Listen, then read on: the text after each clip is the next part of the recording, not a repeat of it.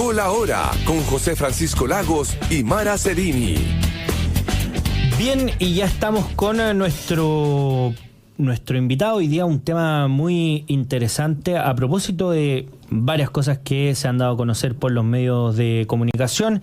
Está con nosotros Richard Koyumyan, experto en defensa y seguridad nacional, también columnista del Libro y El Mostrador y vicepresidente del directorio de Athena Lab. Richard, ¿qué tal? Bienvenido a Llegó la Hora. Bienvenido. Hola, ¿cómo están? Muy buenas tardes. Muy buenas tardes. Bueno, ¿qué tema interesante vamos a tocar hoy día? Uy, hay tantos. ¿Por dónde partimos, José Francisco? Bueno, primero, hay uno que está marcando la agenda pública en el último tiempo, y a propósito de el comportamiento que ha tenido el Instituto Nacional de Derechos Humanos en cuanto a esta relación compleja que ha tenido a propósito de los hechos posteriores al 18 de octubre. Primero con la relación que hubo con su director anterior en términos de decir o no que las violaciones a los derechos humanos eran sistemáticas por parte del gobierno o del Estado a propósito de lo que ocurrió el 18 de octubre. Después de este cambio de opinión, si es que uno pudiera considerarlo de esa manera, por parte de la directora de Consuelo Contreras, y también que diputados de Chile Vamos han ingresado solicitud a la Corte Suprema para remover, de hecho, a los directores Consuelo Contreras y el consejero Francisco Ugaz. ¿En qué materia estamos en materia de en cuanto a los derechos humanos, Richard, en cuanto a una institucionalidad que evidentemente se ha visto excesivamente politizada? Y el último caso que vimos de esto es a propósito de lo que ocurrió con Sergio Mico y ahora lo que está ocurriendo con la directora Consuelo Contreras. Bueno, yo creo que es un muy buen tema. Yo creo que el INDH, es decir, como concepto, probablemente es una buena idea. El problema es que cuando es capturado políticamente por un solo grupo, O, B, entiende su definición de lo que tiene que hacer solamente la definición de violaciones de los derechos humanos durante el gobierno militar. Entonces, ahí partimos con un problema. Claro. Y yo creo que también hay varios otros problemas menores o menos importantes, como la definición de cómo se constituye el Consejo, cómo se ingresa a los directores regionales, y todo un tema de organización del INDH que es complejo.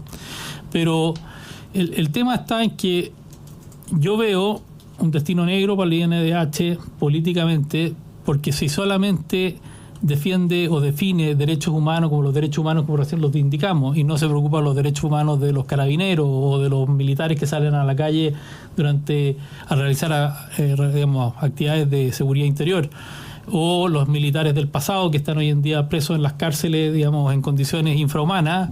Entonces es una sola visión de lo que es derecho humano. El otro día escuchaba una entrevista de Sergio Mico, y Sergio Mico lo reconocía como dentro de las definiciones, es que solamente ellos estaban preocupados de una sección de los derechos humanos y no de los derechos humanos como un todo.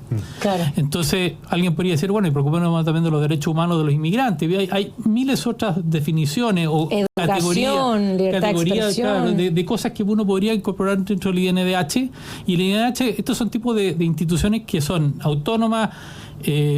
Hay formas de seleccionarlas y de que operen, pero que tienden a ser un contrapeso al Estado por lo general. Claro. Pero el problema es que cuando una buena idea es mal administrada, una buena idea se te desvía, termina mal. Y eso es lo que está pasando hoy en día. Lamentablemente el INDH terminó politizado, mal manejado, y eso significa que probablemente va a haber un escrutinio político público sobre él. Ahora, dicho eso, valga la redundancia, dentro del mundo actual uno ve estas polarizaciones que se están yendo muy a la izquierda o muy a la derecha. Cuando las polarizaciones se vayan más a la derecha y la derecha sean mayorías, que es algo bastante posible, puede suceder en el Congreso que los INDH tú simplemente decías cerrarlo.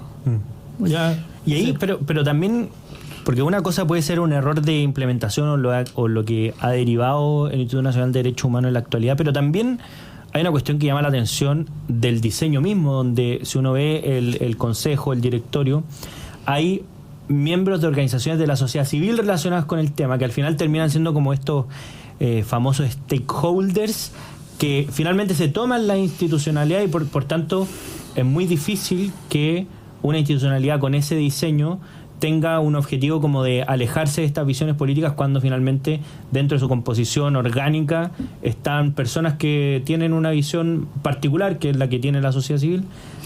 Bueno, de este Sergio tema. Mico reconocía también en esta entrevista que había muchos más stakeholders que no estaban representados, que la forma en que se organizó y diseñó probablemente fue muy idealista, y efectivamente las organizaciones que están representadas en el Consejo, la forma en que se eligen los votos, que integran el Consejo, probablemente también representan partes de la sociedad chilena, de la sociedad civil, que están capturadas por la izquierda. Entonces, y la izquierda ha sido bastante inteligente, ojo, así que uno no tiene que ser idiota en esto. Capturó el IDNH, yo creo que no tengo un dato exacto, pero si uno tuviera que ir a determinar cómo vota, si uno supiera el voto del Ministerio Público, los integrantes del Ministerio Público en las elecciones, probablemente está cargadito del centro para la izquierda. Tribunales sucede algo muy similar. Yo siempre he sido crítico de la derecha le entregó los tribunales a la izquierda. Es decir, los chiquillos jóvenes que van a estudiar leyes del mundo más de la derecha, su definición de vida es trabajar en un gran estudio de abogado, fiscal de alguna empresa, cosas así, pero ninguno de ellos, yo lo veo muy pocos, integrándose al Poder Judicial, al Ministerio Público, al trabajo público en general. Entonces, al final del día, yo creo que soy crítico tanto de los que integran y la forma que opera el INDH, pero también aquí hubo una entrega de la derecha de todas estas organizaciones a la izquierda. Entonces, no lloremos ahora de que la cosa funciona así. Ahora, ¿qué es lo que pasa? Que después, si la política se va como en el caso francés, de que termináis, digamos, realmente llevándote hacia un lado, claro, eso sucede cuando se desbalancean fuertemente las cosas. Y Francia se fue un poco a la cresta porque no controló bien inmigración, no controló una serie de cosas que realmente el pueblo francés, y estoy hablando del pueblo, no, esto no es la élite, se cansó del tema y dijo, ¿saben qué? ¡Chao! Y eso es un poco lo que yo creo que puede terminar sucediendo con el INDH. ¿Y cuál, bajo tu parecer, debiese ser el mecanismo con el cual solucionar esta situación? Porque efectivamente, lo vemos también en el caso de Mario Desbordes, una querella que se dio como inadmisible precisamente porque el INDH no tenía absolutamente nada que ver en estar haciendo estas querellas por tráfico de influencia, sobre todo en periodos de campaña, lo cual hace evidente que aquí hay intereses particulares. Todo lo que fue el estallido antisocial del 18 de octubre, la persecución que hubo en ese momento, y también, o sea, dentro de la perspectiva de cómo el INDH también se ha quedado pegado, como bien decías en un comienzo, en el gobierno militar y en sancionar y sobresancionar también a los militares que ya están presos. Más que sancionar o sobresancionar, lo que el INDH hoy en día representa una posición política que yo diría que es de izquierda a extremo izquierda. Y por eso que no tienen efectivamente, como dices tú, lógica las querellas contra Mario Desbordes, o que el INDH se constituye en todos los juicios donde han habido militares o policías que tuvieron que actuar en el estado de emergencia, siendo uno de los querellantes y uno de los querellantes principales, y junto con ellos se agregan otras organizaciones que también de corte de izquierda que participan en esas querellas, y por lo tanto al final creo que el otro día en una columna o carta yo colocaba, cuando el cabo Zamora está en este juicio, él fue con su abogado, con el abogado que no el que chocó anoche, sino el otro, y por el otro lado creo que habían 8 o 9 abogados que representaban al INDH y otras organizaciones al Ministerio del Interior, etcétera. Claro. Entonces era Zamora contra el resto del planeta. Claro.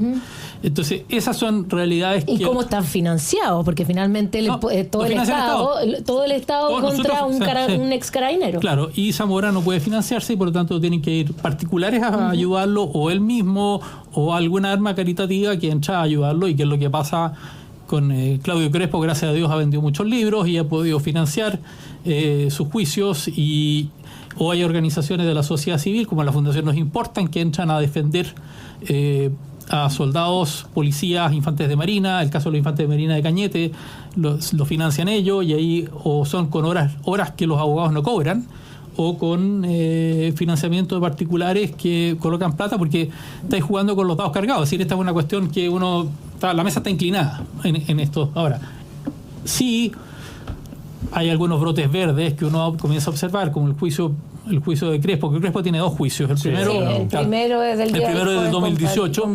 Claro, sí. Y ese, de repente han habido sorpresas de uno pensaba de un sistema judicial mucho más sesgado y que han salido con fallos interesantes, de que hasta las ficciones de la izquierda tienen límites cuando se enfrentan a la ley, digamos.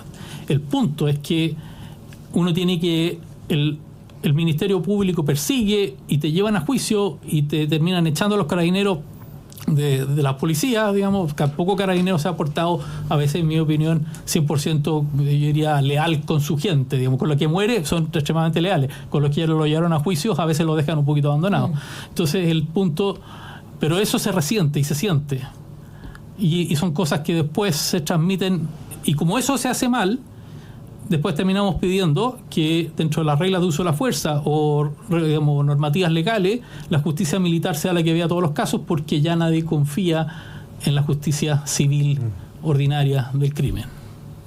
Entonces, estas son todas las consecuencias de un INDH mal, pero que junto con un Ministerio Público, un sistema judicial que están más cargados, pero como te dije, hay brotes verdes, y una de las sorpresas que uno se ha llevado, que estos juicios han resultado un poquito más lógico. Y en eso mismo, ¿cómo ves tú la posibilidad? Porque si decimos, claro, tenemos uno ideologizado completamente, que tiene una agenda política, y la alternativa es que en alguno de los cambios o transiciones políticas esto desaparezca y no exista ninguna institución. ¿Cuál crees tú que es el camino que debiésemos tomar hoy día para o reformular esta institución o cambiar? Bueno, hay ciertas teorías que se quede solo la subsecretaría, otros solo con el instituto, pero reformularlo, yo creo cambiar la forma en que sí. se nombran. Lamentablemente yo no veo solución hasta las elecciones del próximo año.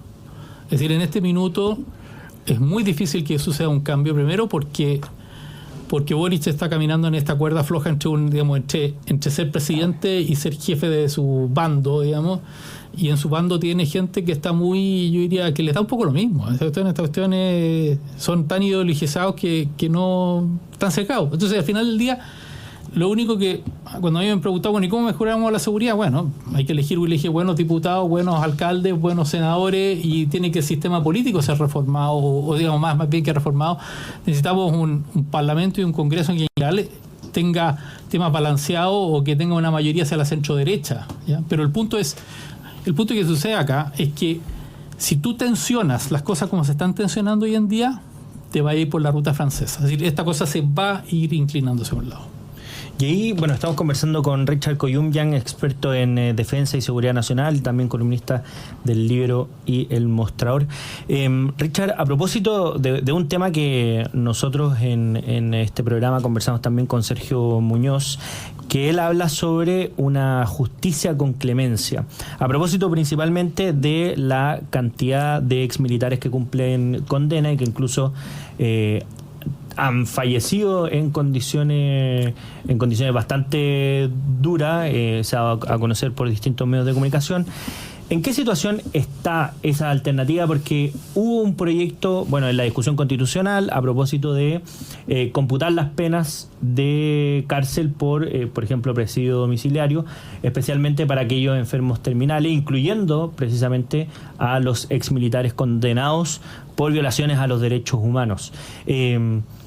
¿Qué te parece esa...? Sí, les voy a dar un poco una idea del tema. Yo me involucré en esto el año pasado cuando escribí una serie de columnas, y creo que no fueron en el libro, fueron en el Mostrador, donde hice una secuencia completa del 73 y de lo que ocurrió en esa época, y los roles de Schneider, de Prats, cómo actuaron las Fuerzas Armadas, etcétera. Y la columna en particular que saqué, que fue una sobre los presos militares, solamente el Libro quiso publicarla, digamos, porque los otros medios tenían miedo que lo funaran. En general, quienes han defendido estos temas en el pasado los han funado.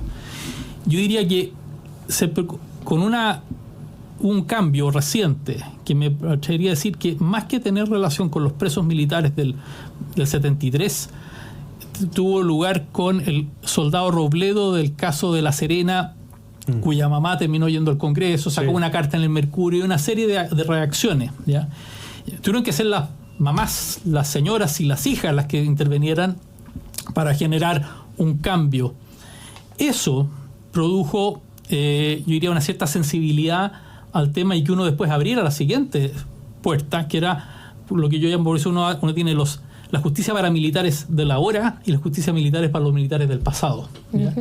La justicia para los militares del pasado opera todavía bajo el sistema antiguo, con un juez instructor, nuevamente un ministro de la Corte de Apelaciones designado. Hay un caso muy particular del juez Mesa, de la Corte de Apelaciones de Temuco, que tiene para ser preciso, son 67 personas que procesó, con condenas que van desde perpetua más años X hasta 5 años, cubriendo todo el segmento. No hay ningún oficial jefe, son todos capitanes, tenientes, sargentos, cabos y como 12 soldados con cripto, que en esa época deben haber tenido 17 o 18 años y venían principalmente de los campos, de la zona, ¿ya? Les da exactamente lo mismo. Llegan y procesan. En el caso, por ejemplo, hay un caso particular que utilizo para estos fines, porque hay casos en Tucapel, en Victoria, en Temuco y en Angol. El caso lo usan desde Angol, es un caso de octubre de 73, donde el segundo comandante del regimiento es responsable, confeso, procesado, y después le aplicaron, como se llama, la prescripción por los años que habían pasado.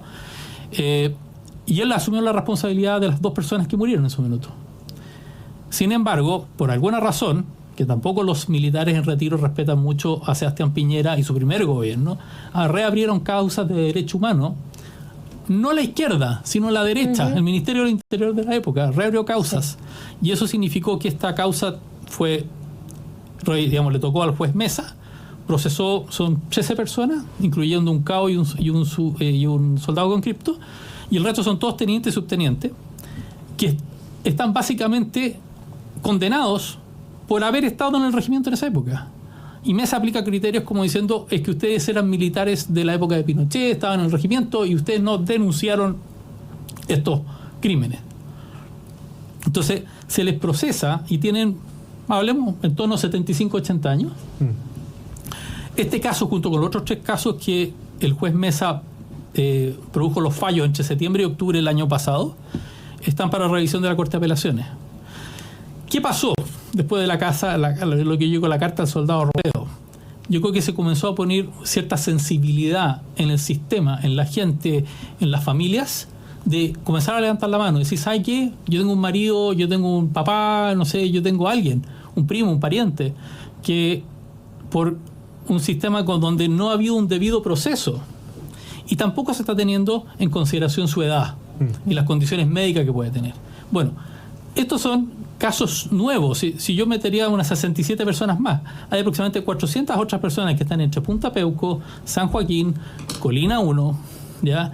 Y en particular en Punta Peuco está al tope, Colina 1 lo han ido sobrecargando a una velocidad impresionante. La gente hay presos militares de más de 70 años, cerca de los 80, viviendo en el comedor, debajo de las mesas del comedor. Todos los días ponen su cache, duermen, se tapan y se levantan.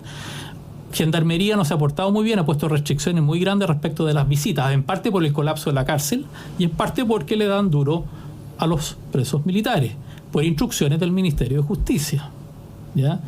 Y uno siempre tiene que tener claro que el ministro Cordero está a cargo del Ministerio de Justicia y Gendarmería es un servicio que reporta al Ministerio de Justicia. Yo no he visto al ministro Cordero tomar acción respecto a esos temas. Entonces, cuando uno habla de derechos humanos, estás hablando de el derecho a un debido proceso, el derecho para los que están adentro de que se les revisen sus casos y el derecho a tener, si estoy en la cárcel, una cárcel digna, en condiciones dignas. Tampoco son fáciles cuando tienen que salir a esa edad, entenderás que va recurrentemente al doctor. Sí. Hay gente que ha muerto en Punta Peuco, en Colina, y lo que se está pidiendo efectivamente en ese proyecto de ley, que era sobre 75 años, pudieran terminar su periodo de cárcel en la casa. Entonces, al final del día, cuando la gente dice ¿de qué derechos humanos me están hablando? ¿De qué NDH? ¿Y dónde están los derechos humanos del debido proceso? Y si estoy en la cárcel, de una cárcel digna, justa y con clemencia. Lo que da la sensación que uno está enfrentando un sistema que es sin perdón, sin olvido. Vengativo, en el fondo. Vengativo. Yo no puedo entender lo que está dentro de la cabeza de esa gente. Ahora escuchaba cuando arrancamos el programa de la superioridad moral del partido del Frente Amplio. Yo entiendo que los modelos de izquierda seguían bajo un modelo de comunidad y de ¿cómo se llama? Y de igualdad. Pero acá eso aplica solamente para los amigos de ellos. El que no es amigo de ellos Esto es casi volver a una época estalinista, cubana o propia de Venezuela, de los sistemas, regímenes comunistas, de que el que no está contigo, básicamente tú lo aniquilas, lo eliminas, lo dejas que se pudre, que se muera. Bueno, muy interesante la conversación con Richard Koyumyan, experto en defensa y seguridad nacional, vicepresidente del directorio de Atenalab. Richard, lamentablemente se nos fue el tiempo, te queremos agradecer por habernos acompañado en esta edición de Llegó la Hora. Oye, muchas gracias, y yo creo que hoy día particularmente quería poner un punto en este tema de los presos militares, porque hay muchas familias que no se han sentido atendidas por el sistema, ni bajo el gobierno de Piñera ni los gobiernos de la Bachelet, que ven a sus familias, sus familiares, como se ponen viejos, se mueren en la cárcel y nadie se hace cargo del problema. Muy buen punto. Nosotros estamos hablando sobre el tema, así que vamos a seguir atentos a cuando surjan este tipo de cosas para conversar precisamente sobre esto. Richard, muchas gracias. Muchas gracias a ustedes. Nosotros nos vamos a una breve pausa y a la vuelta seguimos con más Llegó la Hora.